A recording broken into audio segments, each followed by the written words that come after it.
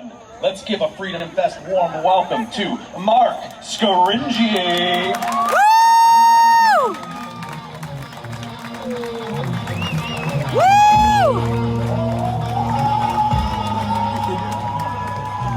Well, thank you so much, ladies and gentlemen. Thank you, Matthew. What an outstanding organization. What a great event this is.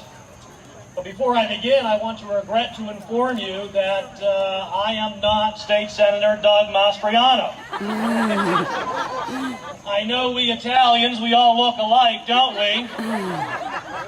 But let me tell you one thing, there is no greater champion for liberty and freedom in Harrisburg than our State Senator Douglas Mastriano. Let's give him a round of applause, the future governor of Pennsylvania.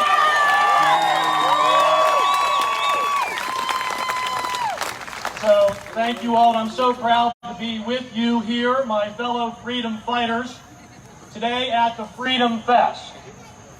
I want to thank you all for standing up for our rights to life, liberty, and the pursuit of happiness. Isn't it good to know that you and we are not alone in this fight? My friends, a specter is haunting Pennsylvania. No, not the specter of the coronavirus. I'm talking of the specter of Dr. Rachel Levine and Governor Tom Wolf. Secretary Levine and Governor Wolf, through their executive orders, have unleashed the worst deprivations to the constitutional rights to the people of Pennsylvania in our long and once proud history. Through executive fiat, they have evicted us from our businesses and places of employment. They've shut down our schools and locked us in our homes. They've plunged our economy into the worst economic calamity since the Great Depression. They've caused mass unemployment, mass business failures, huge increases in suicide and domestic violence hotline calls, and significant spikes in depression, anxiety, and in substance abuse. Never before in the history of Pennsylvania, never before in the history of the United States of America have state governments shut down entire industries and shut in an entire people for any reason, let alone for a viral illness. Throughout the history of our Commonwealth and our country, we've endured one epidemic or pandemic after another. From smallpox to yellow fever to scarlet fever in the 1700s and 1800s, to typhoid Mary at the turn of the 20th century, to the Spanish flu, to polio, the Asian flu, the swine flu, to HIV/AIDS, Ebola, Zika, just to name a few. But in none of those cases did we shut down our entire Commonwealth or our country. In those days, we combated and defeated those epidemics and pandemics while keeping our businesses, our churches, our schools and parks and sporting events and cultural attractions open. We did what human beings who are operating in a free society do. We continued to go to work, send our children to school, go to church, to live our lives and enjoy our God-given rights and liberties, all while combating and defeating those diseases.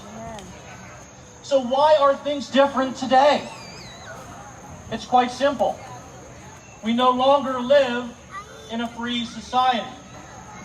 We live under the thumb of a tyrannical state government, a state government controlled by men who lead through fear and hysteria.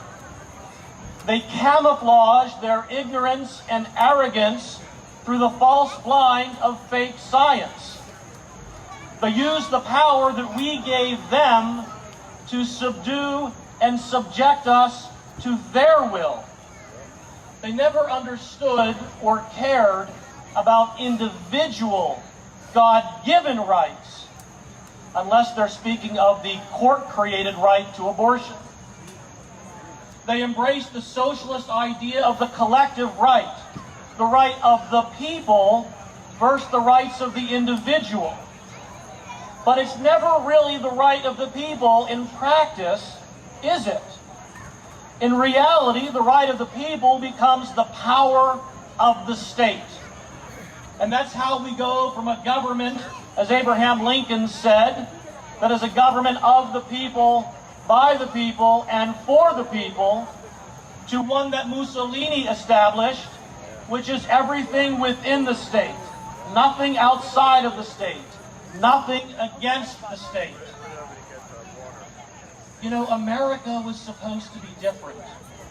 The founding principle of our country and our Constitution is that the individual, not the collective, is the cornerstone and keystone of America, and that our rights to life, liberty, and property come down from God, not down from Tom Wolfe or Rachel Levine.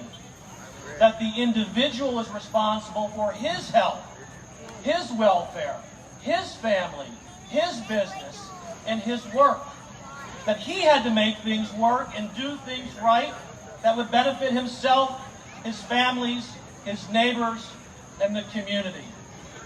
My friends, those days are long gone.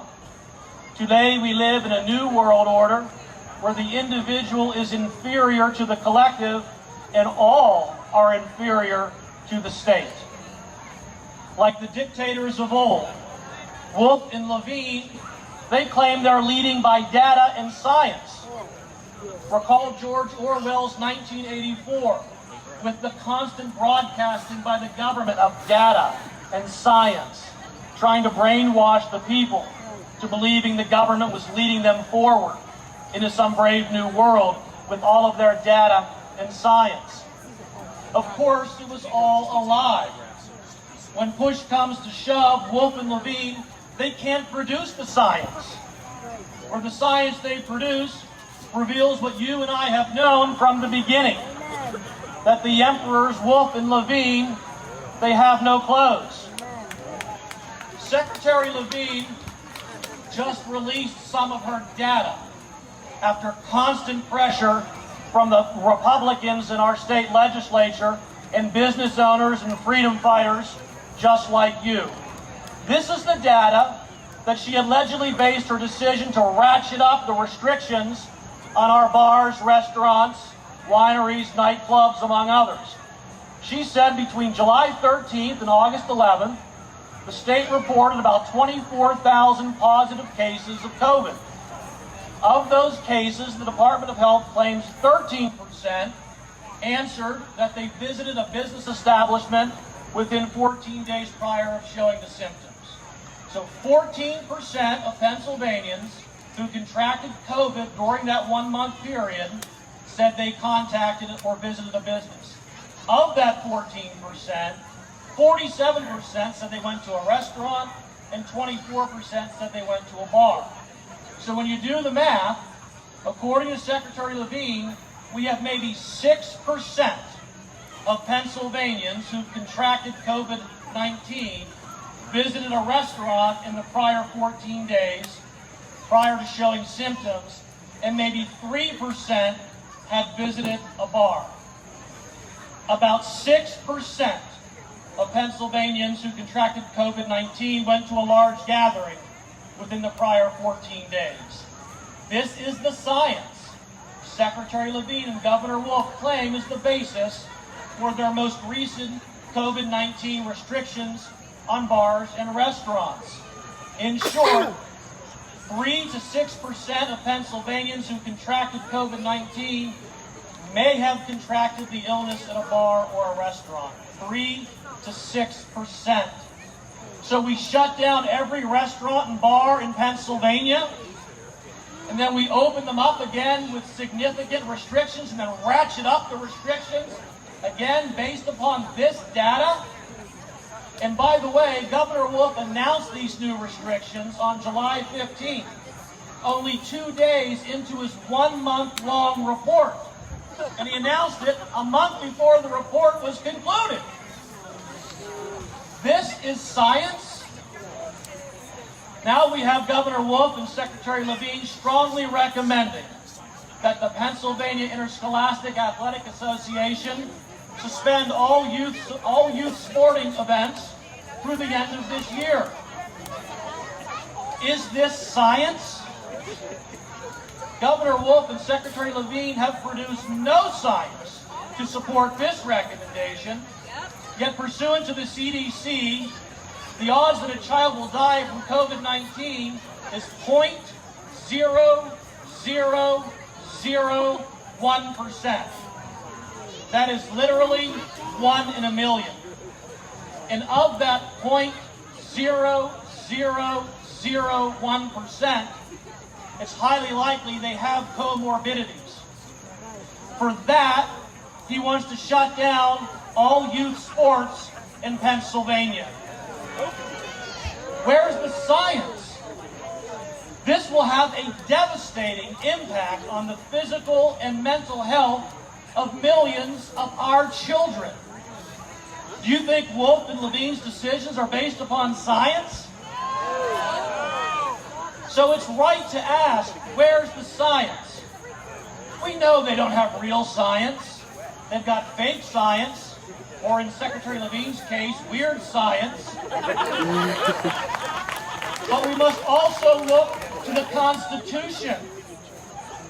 The United States Attorney General has famously declared that the Constitution is not suspended during a pandemic. Well, my friends, as one of the attorneys who's been litigating against these executive orders, I hate to say it, but we have lost the Constitution. It has been suspended during the coronavirus. I've been fighting in the courts to free Pennsylvania from these unconstitutional executive orders and to reopen Pennsylvania since the beginning days of the virus. And yes, we've sustained a few blows along the way. Regrettably, some in our judiciary will allow hysteria of the pandemic to becloud our Constitution and to befuddle our constitutional rights. But our cases are still alive in the United States Supreme Court and in the United States District Court. We will not stop litigating.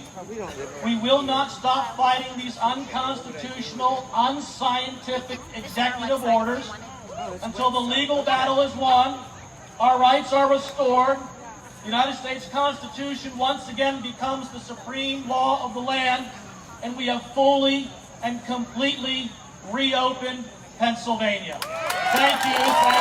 God bless you, and God bless Pennsylvania.